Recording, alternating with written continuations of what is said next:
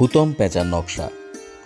ঊনবিংশ শতকের কলকাতার সমাজ ও জীবনকে নিয়ে একটি ব্যঙ্গাত্মক নকশা গ্রন্থ, যেখানে তৎকালীন সমাজের রীতিনীতি, কুসংস্কার এবং বাবু সমাজের অশালীন চিত্র বিদ্রূপাত্মকভাবে উপস্থাপন করেছিলেন প্রখ্যাত সাহিত্যিক কালীপ্রসন্ন সিংহ মহাশয়। বরিশা তরুণ তীর্থ ক্লাবের ৪১তম শারদবন্দনায় সাবেক কলকাতার আবেগ জড়ানো সেই বিলুপ্তপ্রায় তরজা গান ও বটতলার চিত্রকল্পের মধ্য দিয়ে সে যুগের বাঙালিয়ানাকে আমরা ফুটিয়ে তুলতে চেয়েছি আমাদের সীমিত প্রয়াসের মধ্য দিয়ে।